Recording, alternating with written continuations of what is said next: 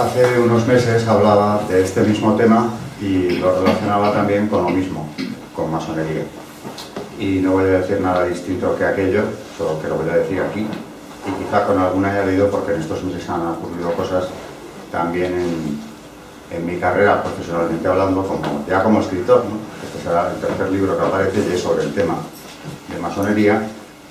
Pero decía en el mes de junio en San Martín de Tours, aquí en Madrid, que la ideología de género no es nada más que una de las caras de esa ingeniería social que se ha venido aplicando sobre las sociedades occidentales desde hace ya siglos, en realidad desde el 18 en adelante, a veces con violencia, otras veces efectivamente de manera más silente, pero son tratamientos de choque, tratamientos muy profundos para ir cambiando la sociedad de manera que al final sean sociedades, como ya en parte lo son las occidentales, total o parcialmente al menos descristianizadas. Y el objetivo es ese, claramente. Juan Pablo II, en su encíclica Evangelium Vitae, una de las más importantes seguramente del siglo XX, se pregunta, hablando del aborto, ¿cómo ha podido llegarse a una situación semejante? Después de analizar, sin pelos en la lengua, como tenía que hacerlo, lo que había detrás del aborto y de compararlo con un crimen en el que, como yo he dicho, incluso antes de leer esta encíclica, se daban todas las circunstancias agravantes en derecho, como es la indefensión de la víctima, el grado de parentesco máximo por parte de quienes le quitan la vida, en definitiva, la inocencia de la víctima, algo en lo que la doctrina de la Iglesia ha insistido mucho siempre, y luego algo que también subrayaba en esta encíclica es cómo hemos podido llegar a que algo que era crimen gravísimo, el Vaticano II lo equiparaba al infanticidio, se haya convertido de pronto en un derecho, o lo quieran convertir en un derecho. Esa pregunta retórica que se hacía él hablando del aborto, yo creo que nos puede servir como introducción para reflejar no ya solo la ley del aborto o la ampliación del aborto, sino la situación actual de la sociedad en Occidente. ¿Cómo se ha podido llegar a una situación semejante? Se preguntaba él. La situación actual es la de una absoluta inversión del orden natural. También, como dijo luego su sucesor, Benedicto XVI, la ley natural se ha convertido ya en una peculiaridad católica. Esto lo dijo él en su patria de origen, en el Parlamento alemán. Lo dijo así, lisa y llanamente. Es una peculiaridad de los católicos. La ley natural se descarta, se considera ya algo que sencillamente ni existe, y la legitimidad de las leyes procede, por tanto, de los consensos, puesto que se ha rechazado cualquier instancia superior. Y esto arranca incluso de antes de la Ilustración, de la Revolución Francesa, porque ya en la Ilustración Rousseau sostenía exactamente lo mismo. El cómo ha podido llegarse a esta situación, pues es algo que se entiende bastante bien cuando se pone uno a analizar la evolución de Occidente y la influencia que ha tenido en ella, en el pensamiento único, podríamos decir ya, en Occidente, la influencia que ha tenido en ese pensamiento la secta masónica desde sus orígenes. La última vez que estuve aquí me invitaron a escribir este libro, el que aparecerá en enero y se titula Iglesia y Masonería, las dos ciudades, porque es una lucha permanente la que ha sostenido la masonería contra la Iglesia desde su nacimiento hasta hoy. Y no creamos que ha habido una evolución posterior, porque alguien cae en la trampa a veces, gente incluso preparada, de pensar que es que la masonería evolucionó a partir de ser una secta creada por clérigos, que efectivamente lo eran, clérigos protestantes, todos ellos, presbiterianos, anglicanos, etcétera, en Londres en 1717, porque el año que viene ya, dentro de muy poco, se conmemora ese triste aniversario, el tercer centenario, el tercer aniversario, los 3 siglos de la masonería.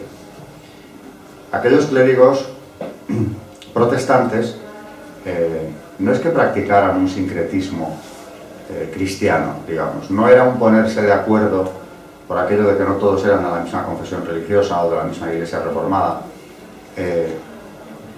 obviando los temas de fondo. No, aquellos protestantes, presbiterianos, etcétera, a destacar muy especialmente a James Anderson, que escribió el primer reglamento masónico nunca desmentido, las constituciones que llevan su nombre, constituciones de Anderson, eran abiertamente anticristianos, por muy clérigos que fuesen. El excelente exorcista Padre Amor, que acaba de morir, en una conferencia, no, en una declaración que hizo sobre masonería y la gravedad de su presencia en la judicatura, se refería especialmente, ¿no? Hablando de la masonería, en sus orígenes lo habían fundado clérigos protestantes. Por tanto, él veía en eso como una contradicción con lo que había sido luego. Se ve que, claro, el buen sacerdote no había profundizado en los orígenes de la secta. Hablaba del presente de la secta, que por cierto no quieren ser llamados secta. Es algo que les molesta mucho porque ya a día de hoy se han convertido o pretenden ser hace mucho, una institución filantrópica, en fin, dedicada solamente a una acción positiva sobre la humanidad en lo que ellos puedan influir. Naturalmente se atribuyen cualquier conquista de la libertad, en política, en la sociedad, todas las libertades proceden de la acción masónica según ellos. Decía que el padre Amor no había estudiado los orígenes, no conocía seguramente las constituciones de Anderson. Eso es un texto que merece la pena conocer porque, escrito por un clérigo, uno de aquellos, James Anderson, en 1723, es decir, a los 6 años de haberse fundado la masonería, por encargo de quien era entonces el gran maestre de la Gran Logia de Inglaterra, es un texto verdaderamente escandaloso, por mucho que haya salido de la pluma de un clérigo. Las constituciones de Anderson es un ejercicio de clarísimo gnosticismo. Es decir, de todas las herejías, en el cristianismo tenemos la herejía gnóstica desde el siglo I, incluso, desde el II, y como decía también San Juan Pablo II, el gnosticismo no se ha ido nunca de Occidente. Ha tenido brotes sucesivos, momentos en los que se percibe muy claramente, este es uno, desde luego, pero está ahí desde el siglo II. Y el gnosticismo, siempre digo yo, cuando explico historia de la Iglesia o doctrina de la Iglesia, es la más perversa de todas las herejías. Porque si las demás proceden del error, mezclado por supuesto con un grado considerable de soberbia por parte del heresiarca, en el caso del gnosticismo a esto hay que añadir la deliberada mentira, la manipulación de los textos sagrados para llegar precisamente a establecer unos nuevos dogmas o unas nuevas creencias absolutamente fantasiosas y desde luego muy a conciencia por parte de sus autores de que estaban mintiendo. Hay una gnosis cristiana muy antigua, hay una gnosis judía que es la cábala, coinciden en muchas cosas, niegan al creador, el creador es un malvado, es un ignorante malo, en la gnosis cristiana antigua, en la cábala también. Pero yo no me quiero ir a algo tan antiguo, aunque directamente conecta con la gnosis masónica.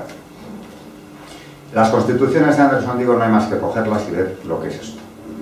Entonces, este señor Anderson empieza a explicar que la masonería lo que proporciona a quien entra en ella es un conocimiento oculto. Eso es gnosis. El conocimiento salva, el conocimiento es salvífico, tanto que el individuo ya no necesita ningún mesías, ningún redentor. Él mismo, a través de ese conocimiento que solo se da a los iniciados, va a ser la piedra cúbica, el hombre perfecto que se salva a sí mismo. Y para conseguirlo, lo que propone la masonería es, después de la iniciación, ir subiendo gradualmente hasta que se le suministre al hermano, al que se ha iniciado, todo ese conocimiento oculto del que son supuestos depositarios.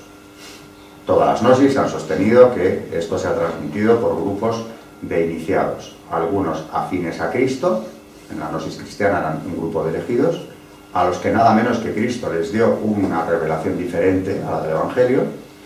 Por eso digo que la gnosis es intrínsecamente perversa, porque además si algo hay claro en el Evangelio es que no hablaba en su vida pública para los sabios, y lo dice expresamente: gracias te doy, Padre, porque has revelado estas cosas a las gentes sencillas, así te ha parecido bien. Se adelantaba a la gnosis. Bueno, pues hasta de él se le va a decir que había dado 2 mensajes. De Moisés exactamente igual en la gnosis judía. Y aquí Anderson, cuando se pone a escribir lo que dice en este reglamento, que empieza con una parte histórica, es que el conocimiento que ellos van a darte procede nada menos que de Caín. Vaya por Dios, de Caín, no del otro, sino de Caín. Y por ahí viene toda una genealogía que va bajando hasta llegar Tubal Caín, Noé, finalmente a Moisés. Ese conocimiento se va transmitiendo hasta que llegamos a un personaje clave en toda esta historia que se llama Irán Aviv, que efectivamente está en el Antiguo Testamento, en el libro de los Reyes. Aparece como un broncista que le envía el rey de Tiro a Salomón, que es el rey de la sabiduría, claro, para los gnósticos es un referente importante. Y este Irán Aviv había llegado a Jerusalén, según Anderson, no como broncista, eso ni lo menciona. Es decir, ya ahí empieza contradiciendo, bueno, ahí no, ahí lleva un rato contradiciendo la Biblia, pero en este caso, en este tema puntual, para ellos centralísimo del personaje Irán Aviv, directamente, sin entrar a explicar cómo han llegado a comprender que no es el Irán Aviv del libro de los Reyes, nos dice que no, ni comenta lo del broncista, nos habla del gran arquitecto, es el arquitecto del templo. El gran arquitecto es el dios de la masonería, que se puede equiparar al ser supremo, gran arquitecto del universo. Todas las planchas masónicas, todos los documentos empiezan ensalzando al gran arquitecto. Bueno, pues Irán Aviv, que no llega tanto porque no es dios ni mucho menos, es un personaje que transmite la sabiduría oculta. Ellos lo han elevado en ese documento, por gracia del señor Anderson, al constructor, al arquitecto del templo, que muere asesinado precisamente porque le quieren arrebatar esos saberes ocultos salvíficos. Y bueno, pues vamos, es un cuento chino, de aquí te espero, pero con el agravante de que dentro hay una maldad enorme, porque eso lo que trata de hacer es atraer precisamente hacia ese conocimiento oculto a los incautos que crean que realmente esto es así, y ellos saben que Irán Aviv no es el del libro de los Reyes, o mejor dicho, hay mucho que decir de él que no está en la Biblia.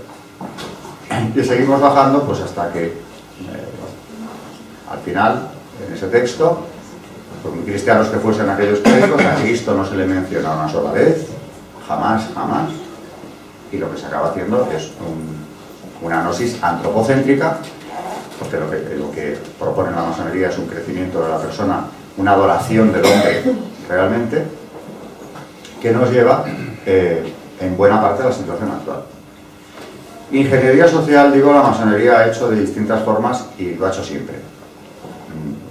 Yo, haciendo este libro, me he puesto a recopilar las condenas, porque al principio iba a ser un libro de doctrina. Yo quería recopilar toda la doctrina de la Iglesia en relación con la masonería, todas las condenas que se han ido acumulando, y estamos hablando de más de 200 documentos. Así que de pocos temas tenemos tanta reiteración en doctrina como de este. Y desde el principio los papas, ya recién nacida la masonería, denuncian la maldad, denuncian la perversidad que hay detrás de esa secta. De todas las condenas contra la masonería, la más contundente, la más desarrollada es Humanum Genus, una encíclica de León XIII, que es el padre de la doctrina social de la Iglesia, por cierto, y publica esta encíclica en 1884, y me voy a referir a ella pues en varios momentos, porque es casi un compendio de las anteriores condenas y es casi el prólogo de las que vienen detrás, porque hasta el siglo XX va a haber condenas.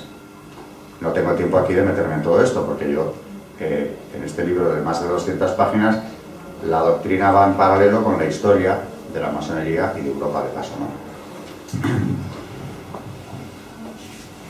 Dos argumentos fundamentales, o dos de los objetivos fundamentales de esta ingeniería social han sido, por una parte, la familia, lo que llaman la reforma de la familia, y por otra parte, la enseñanza. Y ambas cosas están denunciadas en la doctrina, concretamente en Humanum Genus. Y cuando pones todo esto en común, que es lo que pasa cuando tienes que preparar una lección o una conferencia o bien un libro, pones en común todo lo que tienes, te das cuenta mucho mejor de cuál es el verdadero mensaje. En este caso, de lo que hay detrás de esa ingeniería social. Algunos datos y voy saltando en el tiempo. Por ejemplo, en 1868 España vive una revolución que ellos mismos, los autores, llamaron la Gloriosa, que tenía por objetivo expulsar a Isabel II del trono y traer, no se sabe bien qué, desde luego una dinastía que no fuera la borbónica. De ahí salió Amadeo de Saboya, de ahí salieron un poco después los presidentes de la Primera República. La Gloriosa es una conspiración absolutamente masónica. Prácticamente todos los que intervienen, sean militares o no, son masones, desde Prim hasta Sagasta, pasando por Ruiz Zorrilla. Estamos hablando de masones, no cualquier masón, sino masones del grado 33, algunos de ellos con cargos tan importantes como el Gran Maestrazgo del Gran Oriente, que ocuparon varios de ellos en diferentes momentos. Es una conspiración masónica, absolutamente, es una cosa que no se puede contradecir. Hasta los expertos que escriben o que han publicado a favor de la masonería reconocen la afiliación masónica de sus protagonistas. Bien, dicho esto, al mes de haber tomado el poder, la revolución fue en septiembre de 1868, y al mes el Supremo Consejo del grado 33, que es un órgano rector de la masonería en España concretamente, pues presenta una serie de peticiones a ese gobierno recién salido de la revolución, que naturalmente son peticiones de la masonería como institución. Entre ellas están, que es a lo que hoy me voy a referir, una petición de reformar la familia, esto como digo es una constante, introduciendo el matrimonio civil. Otras veces hablan abiertamente de divorcio, y si no de matrimonio civil, que claro, pues es el paso previo, ¿no? En cualquier caso, como han dicho los papas, se trataba, y os ha tratado siempre, de desacralizar el matrimonio, desacralizar la institución familiar.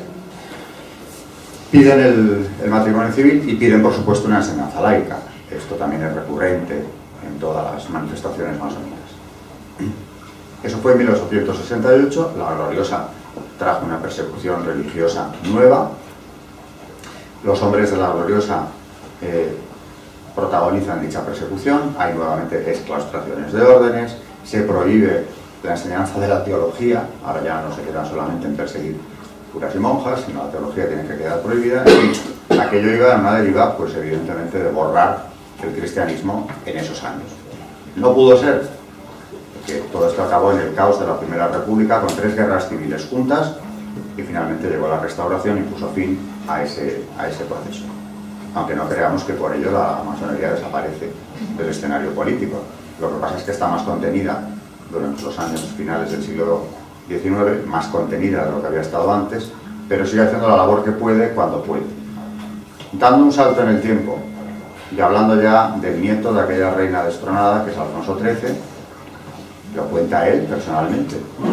En 1919, cuando acababa de consagrar a España al Sagrado Corazón de Jesús, reciben audiencia al padre Mateo Crowley, que es un sacerdote peruano, que se ocupaba de las entronizaciones en todos los países donde fuera factible, que no es nada sencillo, consagrar un país al Sagrado Corazón de Jesús, por las repercusiones que ha tenido siempre un presidente de Ecuador, murió asesinado, yo diría que en buena parte porque acababa de hacerlo, en el siglo XIX, y concretamente en el caso de Alfonso XIII, que además es muy reconfortante saberlo, España está consagrada 3 veces al Sagrado Corazón, no una. La del Cerro de los Ángeles era la tercera, porque ya en el año 11, clausurando un congreso eucarístico, el de Madrid, de ese año, dispuso sobre la marcha que el Santísimo fuera llevado a Palacio, y allí, en el Salón del Trono, fue la primera consagración. Y unos días más tarde la confirmó en la cripta de la Almudena, que era lo único que estaba construido por entonces. Y ya de ahí parte la iniciativa de construir el monumento del Cerro de los Ángeles, y cuando está acabado, unos años más tarde, 8 años después, pues se realiza allí la tercera, la definitiva consagración, que es la más conocida, con una reacción por parte de toda la izquierda y por supuesto de la masonería también, incluyendo los liberales, una reacción muy violenta, en el que se acusa al rey de haber perdido incluso la razón. Justo unas semanas después de este acto, recibe la audiencia, como decía el padre Crowley, y le cuenta algo que si no lo hubiera contado a este señor no lo sabríamos seguramente. El padre iba a darle las gracias por haberse implicado tanto en este acto, porque él fue quien le dio la fórmula de consagración, acudió con toda la familia real, el gobierno en pleno, una ceremonia muy impresionante, y el rey le contestó que para él no había sido nada más que el cumplimiento de un deber de rey católico, y que además estaba muy contento de haberlo hecho porque le dijo que el enemigo está ya dentro de la ciudadela. En este mismo salón, lo cito de memoria, con lo cual las palabras no serán exactamente las mismas, pero lo que viene a decirles, en este mismo salón recibí no hace mucho una delegación de la masonería internacional compuesta por 12 señores que vinieron a plantearme el ingreso, claro, del rey en la masonería. Luego se ha sabido que el que presidía dicha comisión era Luis Simarro, un catedrático de la Universidad de Madrid, masón de alto grado siempre, famoso precisamente por ello, y le planteaban la disyuntiva de o bien ingresar en la masonería y aceptar una serie de puntos que se le presentaban entonces, en cuyo caso, le avisan, la monarquía se mantendrá, a pesar de que vienen momentos graves de muchas crisis profundas, y caso de no hacerlo, ya le avisan, tendrá que abandonar España y el trono. Naturalmente, hablando de ingeniería, entre los puntos que le proponen estaban lo de siempre: divorcio y enseñanza laica. Aparte de que él ingresara en la masonería, volvían a pedir en 1919 lo que habían pedido en 1868 sus abuelos. Lo mismo, aquellos al gobierno recién constituido después de la Revolución y estos del 19 al rey. Bueno, como no hace falta seguir, porque ya sabemos cómo cae Alfonso XIII y el Pacto de San Sebastián, que es lo que pone en marcha la conspiración que le expulsa, el año 31, que es un pacto de masones, pero con un porcentaje que no llega a lo del 68, pero se aproxima bastante, pues podríamos decir que la amenaza que le hicieron en su propia casa, en Palacio, se cumplió. Evidentemente se cumplió. Y luego, poniendo todo en común, veo que por esa misma época, el emperador Carlos, hoy en día beato emperador Carlos, el último emperador del Imperio Austrohúngaro o de Austria, recibe por la misma época una propuesta idéntica, y dos veces además. Primero, antes de perder el trono, le hacen una oferta como la que había recibido su primo Alfonso XIII, y cuando ya lo ha perdido, recibe una segunda oferta de el más difícil todavía: recuperar el trono, que es más complicado. Le dicen primero en Viena, y primero en Budapest y seguramente después incluso en Viena. Tendría que ingresar naturalmente en la Hungría, y los puntos que le proponen estos señores que le visitan a él, una de las visitas fue en Austria, la otra en Suiza, pues son los mismos de 1868 y los mismos que se le habían presentado a Alfonso XIII. Divorcio y escuela laica. No aceptó y bueno, pues también acabó como su primo, evidentemente, como sabido por la historia. Ahora bien, están los altares, porque en eso también sostengo en mi libro, ¿no? ¿Quién acabó siendo el beato? ¿Quién acabó siendo el feliz? ¿No? Él, que fue coherente con su conciencia y bueno, pues lo perdió todo, pero lo perdió con enorme alegría. Hay que conocer la biografía del beato emperador. Bueno, pues hecho este precedente de cómo siempre que han tenido la ocasión han incidido en estos temas, ¿no? La familia y la educación, vamos a ver, como decía al principio, algunas de las afirmaciones de este pronunciamiento pontificio de León XIII, Humanum Genus. Dice, y esto sí es literal porque lo cito de la encíclica, el matrimonio es un mero contrato, dice el Papa hablando de la visión masónica. En el educar a los hijos nada hay que enseñarles como cierto y determinado en punto a religión. Al llegar a la adolescencia, corre a cuenta de cada cual escoger lo que le guste. Esto mismo piensan los masones, no solamente lo piensan, sino que se empeñan hace ya mucho en reducirlo a costumbre y práctica. Se corre a cambiar la naturaleza del matrimonio, en unión inestable y pasajera que la pasión haga o deshaga a su antojo. En resumen, está hablando del ataque a la familia, y esto lo dice en 1884. Es decir, en medio de estas amenazas o componendas que se les proponían a los reyes de Europa. Y luego, claro, hablando de la educación, después de hablar de la familia, dice León XIII. También tiene puesta la mira con suma conspiración de voluntades la secta de los masones en arrebatar para sí la educación de los jóvenes. Ven cuán fácilmente pueden amoldar a su capricho esa tierna y flexible edad, y torcerla hacia donde quieran, y nada más oportuno para lograr que se forme así una generación de ciudadanos tal cual ellos se la forzan. Por tanto, en punto de educación y enseñanza de los niños, nada dejan al magisterio y vigilancia de los ministros de la Iglesia, habiendo llegado ya a conseguir que en varios lugares toda la educación de los jóvenes esté en manos de laicos, de suerte que al formar sus corazones, nada se les diga de los grandes y santísimos deberes que ligan al hombre con Dios. La denuncia es muy contundente, es un texto maravilloso, que empieza además con una introducción ética, en la que llama al combate, porque cita las dos ciudades que yo he tomado, por cierto, como subtítulo de mi próximo libro, Las dos ciudades de San Agustín, y he comprobado que, por cierto, es una encíclica que tiene un efecto, concretamente en los jóvenes, impactante. Alguno que conozco no entró en la masonería hacia donde le presionaba su propia familia, por cierto, después de leer esta encíclica. Y lo que se le había quedado grabado más que nada era la introducción. Porque lo que le dice es esto: no hay tierra de nadie, o conmigo o contra mí, y hay dos bandos, dice León XIII. Dos bandos diversos y adversos, dice en la introducción: el bando de Jesucristo y el bando de Satanás. Y lo repite una y otra vez. Y acaba la encíclica como la empieza, pidiendo oraciones para que la Virgen, que ya en su inmaculada concepción derrotó a Satanás, proteja también a los que quieren servir o luchan en el bando de Cristo. Así que no estamos ante nada nuevo, por supuesto, y como contestando a esa pregunta retórica de San Juan Pablo II, ¿cómo es posible haber llegado a esta situación? Pues hombre, es posible con el transcurso del tiempo, con la influencia en el mundo académico, en la política y en todos los ámbitos. Se ha conseguido ya imponer lo que también este Papa, Juan Pablo II, llamaba el dogma del relativismo. Y quien no acepte el dogma, cuidado, el relativismo como dogma incluso, está bajo sospecha, porque en otra de sus encíclicas, en Centesimus Annus, dice textualmente: quien se adhiere a la verdad resulta sospechoso, o poco fiable, dice, desde el punto de vista democrático, porque nos han convencido de que, o quieren convencernos, ¿no?, de que quien se adhiere a la verdad no puede ser demócrata porque no acepta que los demás puedan poseerla.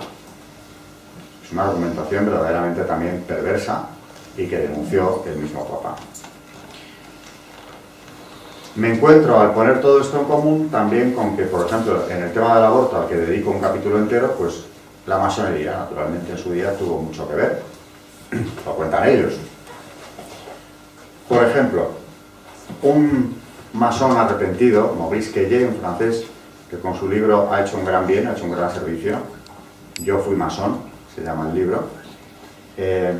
Cuenta cómo él, que era un médico ginecólogo, masón durante mucho tiempo, que además al abandonar la masonería con todo, hasta las amenazas de muerte que sufrió dentro, si no seguía las políticas de su logia, y cuenta cómo la reforma de la familia, la reforma de las costumbres, la introducción del aborto y antes de eso de los anticonceptivos, todo ello pasa por las logias, y lo explica él perfectamente, con nombres y apellidos. Vamos a ver algún ejemplo porque merece la pena. En este libro dice Maurice Queye: fustigué en el opúsculo Hedonismo o Cristianismo la deriva de las costumbres de nuestro país, de Francia se refiere, bajo la influencia soterrada de la masonería. Sí, eso ya después de su conversión. Pero antes, también dice él, en el 67 celebré que la Asamblea Nacional aprobase la proposición de ley del diputado masón Lucien Neuwirth, que autorizaba en Francia la contracepción artificial, la píldora y el DIU. Era lógico que lo celebrara, porque en ese momento él, que era ginecólogo y masón, pues estaba aplicando lo mismo. Dice que esterilizaba a hombres y mujeres, a pesar de que la ley francesa lo consideraba entonces mutilaciones voluntarias. Había traído de Estados Unidos sus primeros dispositivos intrauterinos. Era miembro de Planificación Familiar, la gran central abortista, la mayor central abortista del mundo, que recibe financiación pública en Estados Unidos, por cierto. Iba a recibir más con Hillary Clinton, porque ya lo ha anunciado. Y sigue diciendo que él comprobaba, incluso estando dentro de la masonería, los grandes daños que esa promiscuidad, los anticonceptivos repartidos indiscriminadamente, sin el menor control, en fin, todo eso que se estaba legislando y venía de las logias, tenía un efecto muy negativo, sobre todo en los jóvenes. Y dice: la promiscuidad sexual tenía consecuencias que para mí eran imprevisibles. Frigidez en las chicas, impotencia en los chicos, así como el recrudecimiento de enfermedades de transmisión sexual, fuente de esterilidades dramáticas. Pero no lo confesaba, cuenta él, a causa de sus compromisos filosóficos. Es decir, lo que veía como científico se lo callaba por una cuestión ideológica. y por no ir en contra de la política de su logia. Además, dice el propio Queillet, continuaba siendo partidario de la libertad de costumbres, todavía no había llegado ni mucho menos su conversión. Tampoco lo comenté en la organización Planificación Familiar, quizá lo conozcan algunos más por su nombre en inglés, Planet Panel, de la cual era miembro, ya que temía ser políticamente incorrecto. Esto de la corrección política es una conquista masónica, con la cual la mordaza está puesta de entrada en la vida pública. Bueno, pues si seguimos avanzando, lo que nos ha contado aquí Maurice Queillet es hasta aquí como la libertad de costumbres, por llamarla de algún modo, los anticonceptivos también se propiciaban desde las logias, un diputado masón, Neuwirth, es el que saca adelante la ley de los anticonceptivos, pero dando un paso más, también nos cuenta, y no es el único que lo ha contado, como el gran maestro del Gran Oriente francés, Pierre Simon, que estaba o era asesor, o sea, formaba parte del equipo de la ministra Simone Veil, que es la que introduce el aborto en Francia.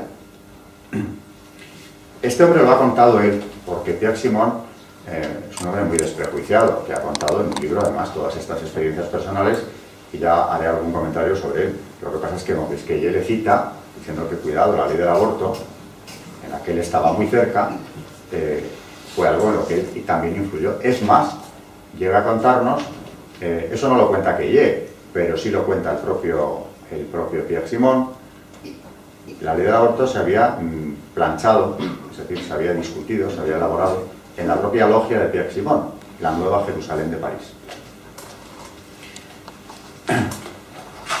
Pierre Simon publicó un libro poco después de la aprobación de la ley del aborto en Francia, que se llama La vida ante todo, que es un título engañoso y verdaderamente cínico, desconcertante como poco, porque cuando lees el libro comprendes que eso de la vida ante todo, que parece una defensa de la vida, no es tal cosa, sino que lo que él presenta ahí es un concepto de la vida humana completamente distinto. No es la vida humana como podamos entenderla, sino vivirla, en definitiva. Ahora lo explicaré un poco mejor, pero ese libro, que claro, fue muy lejos, él fue muy lejos en estas explicaciones, aparte de que no ocultaba su pertenencia a la masonería. El libro fue incluso retirado de las librerías por la propia masonería francesa, porque eso no se podía divulgar así. Cuenta él, ahora vamos a explicar lo que él entiende por vida, ¿no? La vida ante todo. Amar verdaderamente la vida, respetarla, implica muchas veces el deber y la valentía de rechazarla. ¿De qué estamos hablando? ¿De qué vida? ¿Qué está diciendo? Hay que seguir leyendo un poco para ver de qué va esto, ¿no? Añade, el nacimiento de un niño que sea anormal, sin remedio posible, 2 puntos, entrecomillado, dejar morir. No es preservar la vida. O sea que el dejar morir, o matarle, mejor dicho, en este caso, porque está hablando de un aborto, es preservar la vida. Entonces, aterricemos. ¿Qué entiende usted por vida? Quien lo explica muy bien, lo que entiende Pierre Simon por vida, es Benedicto XVI o el cardenal Ratzinger, porque todavía no era papa, en algo que voy a citar enseguida. Pero de momento, Pierre Simon afirmaba, sin ningún rodeo, que la ley Veil, la ley del aborto, lo dice así, textualmente, es una victoria de la masonería sobre el pensamiento. A ver, literalmente, la ley Veil es una gran victoria de la masonería sobre el pensamiento judeo-cristiano. Y esto está exactamente en su libro. Lo dice sin tapujos. O sea que esa gran victoria, esa gran conquista del aborto es una conquista de una victoria del pensamiento masónico, o de la masonería, de la acción masónica, ¿no? Bueno, pues el cardenal Ratzinger, que conocía esta historia perfectamente, dice lo siguiente: es impresionante leer algunas afirmaciones de un médico francés que ha sido gran maestro de la Gran Logia Masónica de Francia, que preanuncian una medicina concebida como proyecto de cambio de la vida del hombre. Y aquí cita a Pierre Simon. Y decía el gran maestre: Si la gran victoria de la medicina en el pasado fue la de hacer retroceder la muerte, la segunda victoria será la de cambiar la noción misma de vida. La vida humana pierde hoy el carácter absoluto que tenía en el Génesis, o en Aristóteles o Bifón, para ser un concepto que se modela y desarrolla conforme a las leyes, a las ideas y al conocimiento. La vida es lo que hacen los vivientes, es la cultura la que lo determina. La vida es lo que hacen los vivientes. Y nosotros somos muy conscientes de que esta batalla no es solamente técnica, sino más bien filosófica. La vida como material. Expresión aterradora, ¿no? Este es el principio de nuestra lucha. Aquí está justamente la idea motor, plantear el principio según el cual la vida es un material en el sentido ecológico del término y nos corresponde a nosotros administrarla.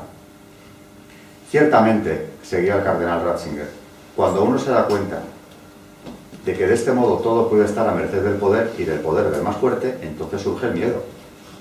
Ante una libertad sin ley, sigue diciendo el cardenal, y cita una carta de San Pablo, se trata de huir, refugiándose en una ley sin libertad.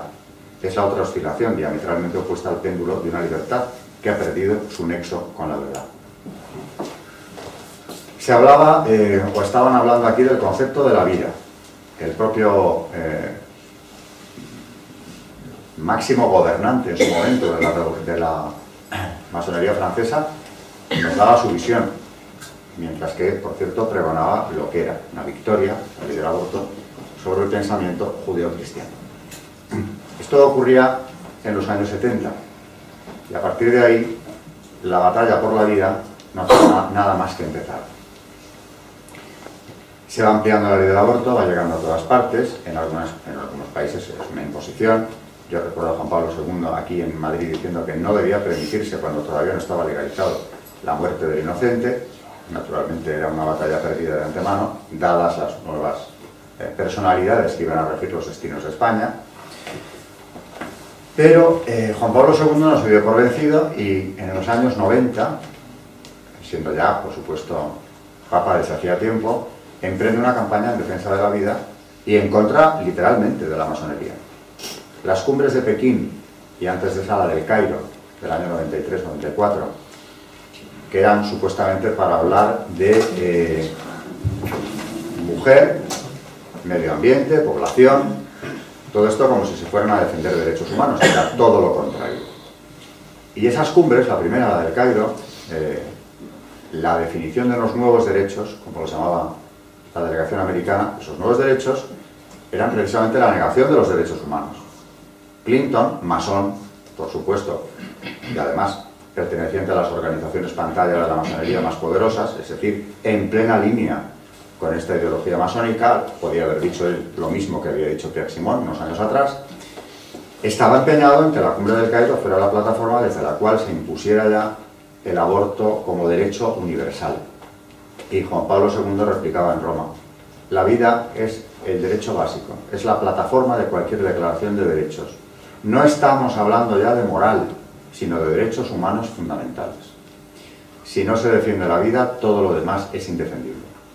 Cosa irrefutable desde una óptica medianamente lógica, ¿no? Hizo su propia campaña, en Los Ángeles del sábado hacía un discurso de 10 minutos, cada día, cada sábado, hablando de familia y vida, mientras que en el Cairo pues se estaba preparando ya en la comisión preparatoria todo ese ataque frontal contra la vida para establecer los llamados nuevos derechos. Y por cierto que esa cumbre del Cairo no fue el éxito que esperaban los mundialistas y detrás de ellos, por supuesto, la masonería, que en buena medida había intervenido en todo el proceso desde hacía mucho tiempo, además. Entre otras cosas porque una mujer que no tenía nada que ver ni con el Papa ni con el cristianismo, Benazir Bhutto, en la sesión inaugural sale a la tribuna y dice: ante todo deberíamos partir de la sacralidad de la vida, y sin eso esta cumbre no tiene sentido. Y aquí hemos venido a hablar de temas muy graves, y denunciaba que aquella cumbre, el borrador de la cumbre, que era para establecer, decía ella, el adulterio y el aborto. Y claro, dejó planchados a los mundialistas porque eso no se lo esperaban. Estaban preparadísimos y venían descalificando a la delegación de la Santa Sede desde hacía tiempo con insultos verdaderamente fuertes, algo que no se había visto nunca en reuniones de Naciones Unidas, pero la que desmontó aquello en buena medida fue ella. Bueno, pero tenían otra oportunidad. El año siguiente en Pekín volvieron, otra vez era la cumbre de la mujer, volvieron con lo mismo. Tampoco consiguieron exactamente lo que querían, pero no importa. Para eso tenemos cumbres infinitas que se pueden seguir convocando. Y antes de seguir, también quiero decir que Naciones Unidas es un organismo donde el control masónico es más fuerte que en muchos otros organismos internacionales. Bueno, en la Unión Europea no es menor. En la Unión Europea lo que pasa es que además ha llegado a ser denunciado, y por alguien tan sorprendente como los laboristas ingleses, precisamente la patria de la masonería, ¿no? Los diputados del Parlamento Europeo laboristas de Inglaterra denunciaron ya en los 80 que la falta de transparencia era tal y que la influencia de la masonería en las carreras profesionales de los miembros del Parlamento y de las instituciones europeas era de tal peso que impedía la promoción de ellos mismos. O sea que allí se denunció. No sirvió de gran cosa, pero se denunció, está denunciado, es un documento oficial, es una reclamación de los diputados laboristas. En Naciones Unidas no se ha hecho semejante denuncia jamás, pero el porcentaje de masones funcionarios de las agencias de Naciones Unidas pues ronda en torno al 50, al 60 o más por ciento. Son cifras confirmadas. Por tanto, lo que hagan allí es previsiblemente lo mismo que estamos viendo aquí, una ingeniería social fuerte. Ha ido a más, ha ido muy a más. En 2001, por ejemplo, después de Pekín y del Cairo, donde se habían estrellado en sus expectativas, no del todo, porque esos borradores, esos documentos finales siempre han sido un trampolín para seguir en esa lucha, ¿no? Y como digo, no lo podían establecer a nivel de parlamentos nacionales, porque es muy difícil establecer ciertas cosas. Sin embargo, el ámbito internacional sirve para ir introduciendo esta ideología, incluyendo la de género, por claro. Y aquí aterrizamos también en el tema de la ideología de género, porque en 2001 se celebra una reunión en Ginebra, que ha pasado a la historia como el Glen Cove +5, y allí ya por fin redactan un documento en el que dicen que hay que eliminar de las legislaciones nacionales toda referencia a los derechos, deberes de los padres en materia de educación y sexualidad del menor. Es decir, que el niño, en esos nuevos derechos que proclaman, tiene una serie de derechos que no se le han reconocido, ahora están con lo de que no hay que llevarlos a la iglesia. Eso es muy reciente, porque eso es violar los derechos del niño. Antes se habían afirmado lo de los derechos a la plena vida sexual del menor, que es un cajón desastre aterrador. Y todo esto, claro, eliminando a los padres, suspendiendo la patria potestad, para conseguir imponer esto. Y no es tan sencillo. Ahora, claro, aunque no tengan el poder de hacerlo, dan cobertura a quien lo quiere hacer. Aquí Zapatero, cuando amplió la ley del aborto, haciendo que las menores pudiesen abortar sin conocimiento, sin autorización de los padres, lo que estaba haciendo, no lo dijo claro, porque estas cosas se las guardan bien guardaditas en un cajón, pero lo que estaba haciendo era aplicar una de las directrices que se habían adoptado en Ginebra en 2001. Para eso sirven estas cosas, ¿no? Luego otra cosa es que tengan la capacidad de imponerlo, pero van dando cobertura a quien lo quiere hacer, como digo. Caroline Hanna, que estuvo al frente de la División para el Avance de la Mujer, otro de los organismos de Naciones Unidas. Feminista radical, por supuesto partidaria de la ideología de género, de hecho llevaba una sección que se llamaba así, Género, para el asesoramiento sobre el género. En Naciones Unidas llegó a presentar por aquella época la maternidad como algo negativo, una justicia biológica, un lastre para la mujer, y acuñó los términos de trabajo reproductivo o impuesto reproductivo que debe pagar la mujer, la que se quiera someter a ello, claro. Y por tanto, para liberarla es válido cualquier medio, incluyendo el aborto, por supuesto. Y ya cuando llegamos a presentar la maternidad como algo negativo, de lo que hay que liberar a la mujer, pues entonces yo creo que ya es que hemos tocado fondo, o nos queda muy poco, ¿no? Claro, los siguientes pasos que han sido negar la vida cada vez más fuertemente, ampliar la eutanasia, o en los proyectos de eutanasia llegar al asesinato prácticamente, contemplar la legalización, no digo ya de un aborto sin restricciones, sino incluso una eugenesia clarísima también, está contemplada en el aborto, es uno de los supuestos, En definitiva, es un ataque contra la vida humana que, como ya anunciaba Juan Pablo II en los años 90, hace que cualquier declaración de derechos resulte ya insostenible. Y a partir de ahí, ¿qué es lo que se impone? Pues lo que dije al principio. Lo que se estaba pidiendo, podríamos decir tímidamente, en el siglo XIX y en el XX también, aquello de la reforma de la familia, el control de la educación, suspendiendo ahí, por cierto, uno de los derechos que la doctrina sostiene son fundamentales de la familia y de los padres, que es elegir la educación de los hijos. Eso ya en el XIX se atacaba, en el XX se seguía atacando. Reforma de la familia, control de la educación. En estas condenas de los papas esto es una reiteración permanente. Y en el siglo XXI, pues eso ya se da por hecho que tiene que ser una realidad, pero van a más. Y claro, desaparecida por completo la ley natural, proscrita, diríamos, ¿no?, del pensamiento único europeo, o occidental, si se quiere. ¿Qué nos queda? Pues los consensos de Rousseau. Ya decía el primer presidente de la UNESCO, Julian Huxley, porque la UNESCO, como buen organismo de Naciones Unidas, tenía la impronta masónica desde el principio, el relativismo estaba ahí presente ya. En el 48 escribe, hablando sobre los fines de la UNESCO: nada hay eterno o irrevocable en ética. Entonces, ¿qué es la ética? Lo que acordemos. Nada más. Y claro, yo aviso a mis alumnos, mucho cuidado con esto, porque lo han vestido de libertad y de tolerancia, y por el contrario, es el inicio de un nuevo totalitarismo, no menos preocupante ni mucho menos que los del siglo XX. Para acabar, antes hablé de su marido, para acabar ya la conferencia, hay una referencia a Hillary Clinton, que posiblemente va a ser casi con seguridad presidente de los Estados Unidos dentro de poco. Lo traigo aquí al libro. No solamente es la mujer de un masón, es que ella misma fue beneficiaria de las becas Cecil Rhodes, famoso masón, fundador de organizaciones pantalla de la masonería.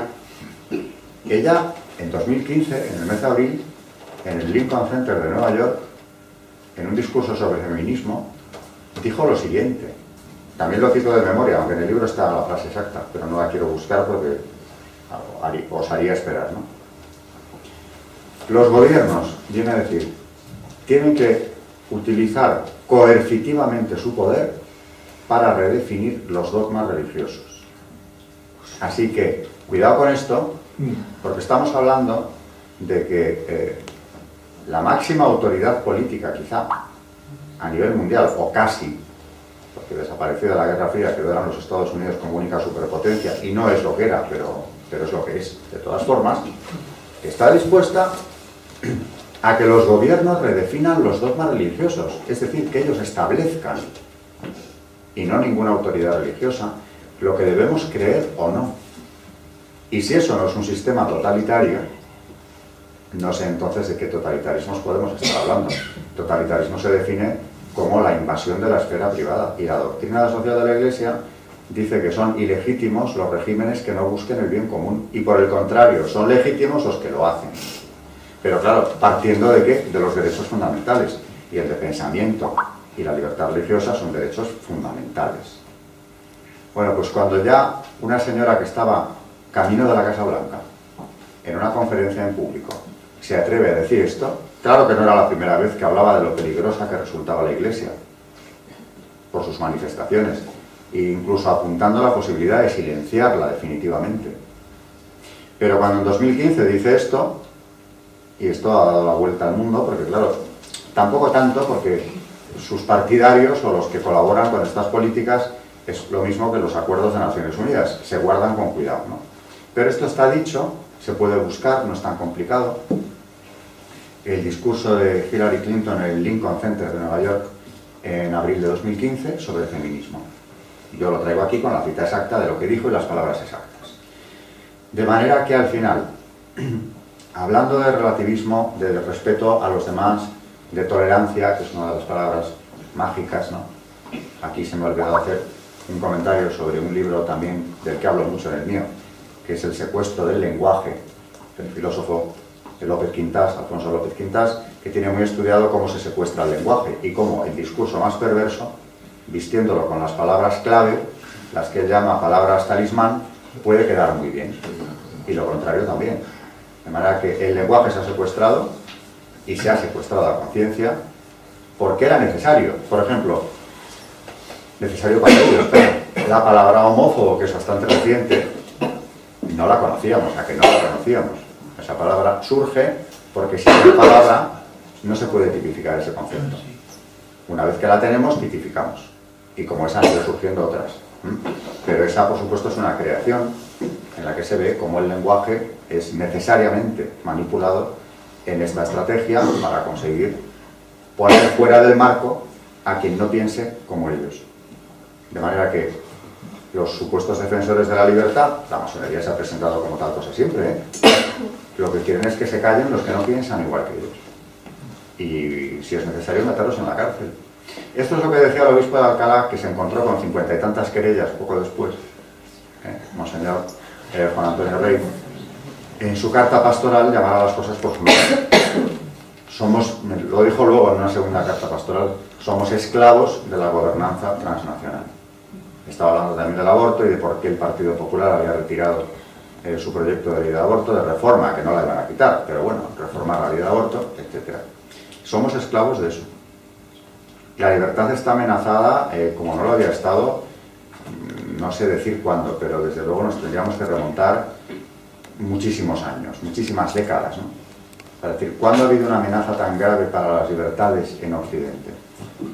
Pues, como ahora, tendríamos que irnos a otro siglo. Porque lo que hemos vivido hasta ahora puede ser algo que desaparezca de todo. Ya empieza a serlo, ya empieza a estar muy cuestionado hablar con libertad, hablar. Es decir, la libertad de expresión ya está no cuestionada, en algunos puntos prohibida, directamente prohibida y penalizada. Y esto es un camino que va más. Y claro, cuando veamos cosas así en España, pensemos siempre, ¿por qué actúan así? Aparte de que estén muy de acuerdo con estas políticas, ¿no? Hay que salir de España, hay que ver la estrategia internacional, hay que ver lo que están haciendo estas organizaciones internacionales y entonces entenderemos. Entenderemos por qué aquí quienes quieren entrar en el juego político y ocupar ciertos cargos tienen que adaptarse. Algunos lo harán muy gustosos, pero los que no, o se tienen que ir a casa y dejar la política por completo, o jugar con estas cartas, porque esto es lo que hay. Y no se les va a permitir, como decía el obispo de Alcalá, ni la más mínima disensión. Esto es un totalitarismo, pero muy preocupante, y hay que denunciarlo. ¿Qué se puede hacer? Pues denunciarlo. De momento saberlo, y después denunciarlo. A los alumnos más jóvenes yo les digo siempre, a los de 20 años me refiero, ¿no? Ustedes ya han nacido con esto, porque claro, la ley del aborto estaba ya ahí. Cuando ustedes nacieron llevaba mucho tiempo, y tendemos los humanos a relacionar legitimidad con justicia, o ley con justicia. Y la ley puede ser gravemente injusta. Hay muchos ejemplos en la historia, no me voy a poner ahora a recopilarlos, ¿no? Esta es una ley injusta, es una ley criminal. Y otras muchas que se han ido aprobando después también lo son. Hay que diferenciarlo. Yo comprendo que les cueste más que a quien ha recibido una educación, digamos, inspirada en la ley natural. Pero claro, esto ellos no lo han recibido. Aún así, como la ley natural existe y está en el corazón del hombre, pues cuando se les habla y se les explica, yo diría que la mayor parte lo entiende. Algunos no, algunos reaccionan incluso con violencia contra esto, pero la mayor parte lo entiende, porque es que está ahí. Es luchar contra Dios, es luchar contra la ley natural, extirparlo de la sociedad occidental. Ese es el propósito, no tiene nada de nuevo, como digo, son siglos de trabajar en esa dirección y los frutos los están recogiendo ahora. Al final, ¿por qué quieren esto? Porque claro, yo siempre digo, vamos a ver, cuidado, que hay quien se equivoca sin conocerla a fondo y dicen que la masonería piensan es algo así como un club de contactos, en el peor caso una mafia que quiere poder y dinero. No. Quieren poder, claro que sí. ¿Se hacen negocios dentro? Naturalmente. ¿Es club de contactos? Muchas veces, desde luego, también. Pero lo importante no es eso. Existen otras muchas redes para hacer este tipo de cosas. Lo importante es que tiene una ideología que podríamos calificar de religión y la quieren imponer. Y al final, la tesis de mi libro, en resumen, es que, como decía León XIII, y tantos otros papas, no solo él, son el bando del demonio. Ese es el problema. Y algunos lo saben perfectamente. Por ejemplo, Serge Abad Gallardo, otro masón convertido, que también se convirtió en Lourdes, como Maurice Queye. A este le conocí yo en Madrid cuando vino a presentar su libro traducido al español hace cosa de un año y medio. Y me lo presentaron, su editor, comimos juntos y nada más sentarnos a la mesa, antes de empezar le dije: ¿tú en qué momento supiste que adorabais al demonio? ¿En qué grado? Porque me consta que hay grados en el rito escocés donde ya es una consagración a Satanás, aunque le llaman Lucifer, no es claro, pero es el mismo. Y tengo también la constancia, y lo cuento aquí en mi libro, porque en un encuentro que tuve con otro ex gran maestre de la Gran Logia de España y también del Gran Oriente, cuando leí el ritual del grado 29 del rito escocés, donde se pisa el crucifijo y que se inicia en ese grado y luego tienen que adorar a Baphomet, lo leí entero porque eso es como el que lee el canon romano, lo mismo, ¿no? Y cuando acabó, aquello era un debate con 80 personas delante. No era un debate, era un coloquio, digamos. Le pasaron el micrófono porque había como una réplica entre él y yo. No dijo una sola palabra. Y claro, los que estaban presentes comprendieron que es que aquel ritual no lo podía negar. No es que lo conociera, es que estaba muy familiarizado con él. Bueno, pues en esa conquista del relativismo, ¿por qué estamos presenciando en los últimos años que Satanás sale a la calle? ¿Por qué una misa negra autorizada en Harvard, la cumbre de la excelencia académica americana, aunque a última hora los cristianos, no solo católicos, los cristianos americanos lograron pararlo, con movilizaciones de rectores católicos? Yo conocía uno aquí en el Valle de los Caídos, William Fahey, que vino a un congreso que celebramos hace 2 años allí, un congreso benedictino. Ese fue uno de los impulsores de aquella campaña. Y finalmente la rectora de Harvard, presidenta, como se llaman allí, suspendió la misa 2 horas antes, ante la campaña que se había producido, movilizaciones de estudiantes rezando, incluso. Firmas, recogidas de firmas, las diócesis también movilizadas, era verdaderamente impresionante lo que pasó, la suspendió. Pero el argumento que sostuvo hasta última hora esta señora es que los que habían encargado aquella misa eran creyentes. Aquí vemos la manipulación del lenguaje. La palabra creyente tiene una connotación positiva. Si la utilizamos, estamos dignificando a los que hacen algo o encargan algo. Son creyentes. Señora, nosotros también creemos en el demonio. Pero es que rendirle culto, por muy creyentes que sean, como decían William Fahey y todos los que se movilizaron allí, es gravísimamente ofensivo para Dios y de paso para nosotros. Y usted no puede hacer eso, porque ofende a millones de americanos. Lo entendió, suspendió la misa que se celebró enfrente, pero se celebró no en el campus, y después de esto que hemos tenido. Bueno, pues en Oklahoma un monumento al demonio delante del Capitolio. Aquí en Suiza, supongo que alguno lo habrá visto, ¿no? Sí. Cuando se inaugura el túnel de San Gotardo, es un espectáculo diabólico que se celebró en presencia de los mandatarios europeos en Suiza. En fin, está en la calle. ¿Y por qué? Pues porque el dogma relativista le permite estar. ¿Y por qué de paso la masonería lo tiene entronizado? Unos lo saben más, otros lo saben menos. Pero termino con esta cita de Abad Gallardo, el masón convertido con el que yo estuve, que lo he dejado a medias, y cuando yo le pregunté ¿en qué grado supiste que adorabais al demonio?, se quedó pensando un minuto y me dijo: en el primero. ¿Y eso? Me dice: sí, en el primer grado. Yo le pregunté al maestro de la logia: ¿por qué hacemos esto? Y le contestó: no te preocupes, se hace solo una vez al año. Y además es simbólico, ¿eh? Pero bueno, se ve que después de esa conversación estuvo pensando. Bueno, de hecho me escribió 2 meses más tarde pidiéndome documentación sobre los rituales de iniciación con contenido satánico, porque se iba a un seminario, invitado a un seminario de Polonia, para hablar a los seminaristas, futuros exorcistas, y que comprendieran el nexo que hay, en muchos casos, entre posesión y masonería. Y lo llevaron como invitado. Le mandé algunos textos. Pero es que me sorprende, hace unas semanas, bueno, 2 o 3, con el nuevo libro que ha sacado en Francia, y que aquí ya veremos si consigue sacar, que no lo veo nada claro, cuya portada es, o el título del libro es, traduciéndolo literalmente: he servido a Lucifer sin saberlo. Y todo el libro de este señor, de lo que trata, es de explicar cómo a través de rituales y a través incluso de símbolos dentro de la masonería se está rindiendo culto al demonio. El libro solo trata de eso. Y por tanto, él que ha estado dentro, dice, he servido a Lucifer sin saberlo. Bueno, ahora digo que está en la lucha de que esto se le pueda traducir al español y pueda ver la luz en español. Que ya digo que no lo tiene fácil, ¿eh? Porque claro, una cosa es hablar de la masonería y otra cosa es ya cruzar ciertos umbrales. Y denunciar esto, además alguien que ha estado dentro lo tiene todavía peor, es peligroso. Bueno, pues esta es la clave. Hay una religión detrás, claro que la hay.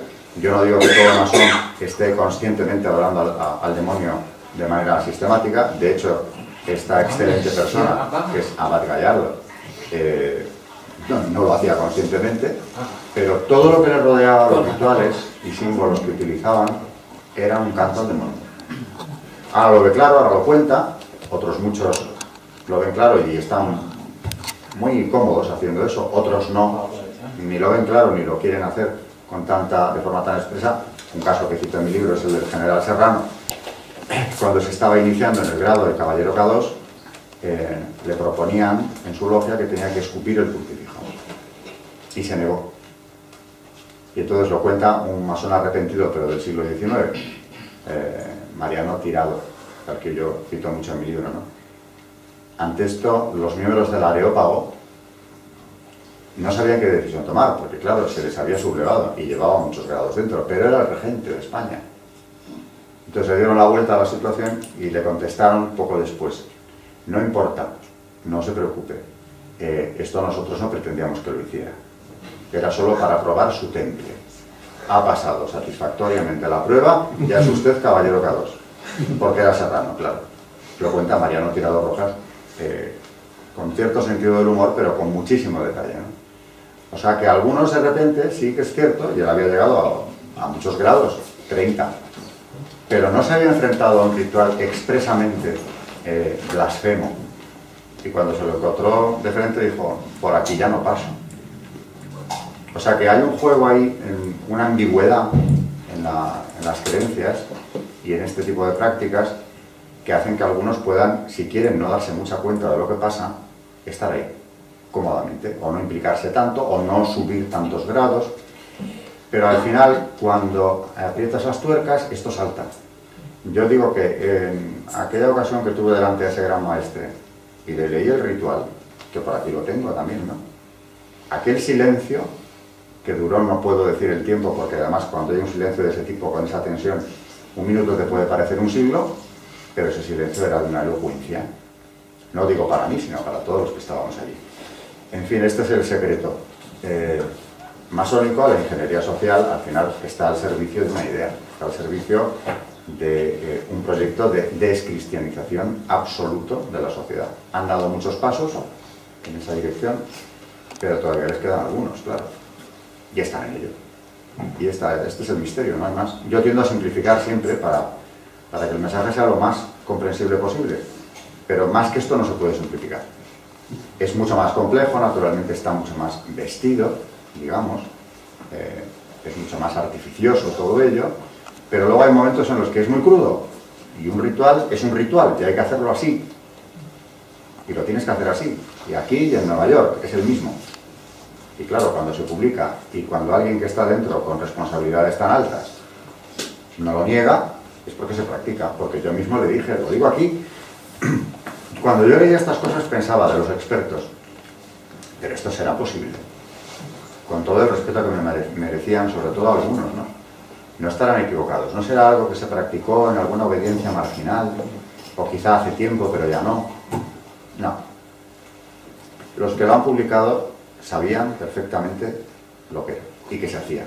Ahora bien, también debo decir, ninguno de los expertos ha llegado a decir las cosas con tanta claridad como lo he hecho yo aquí, desde el primer párrafo hasta el último, porque había como un respeto, digamos, la educación antigua, ellos que eran, estoy pensando por ejemplo en Ricardo de la Cierva, el padre Manuel Guerra, de una formación profundamente católica, les parecía casi una difamación llegar a hacer una afirmación tan terrible, cuando era terrible lo del satanismo, que ahora mismo ya vemos que no tanto, ¿no? Pero a ellos les parecía que era de tal gravedad lanzar eso, que se guardaban mucho de hacerlo. Al final sí que en sus libros se capta que lo estaban viendo y no lo acababan de entender, o pensaban que era una minoría. Ricardo de la Cierva, en uno de sus libros, dice que hay una cúpula muy reducida, hay un 5% dentro de la masonería que es satanista, pero nada más. Y yo digo, no, del 5% nada. No, tú no puedes pasar por estos rituales impunemente, quiero decir, sin enterarte de lo que estás haciendo.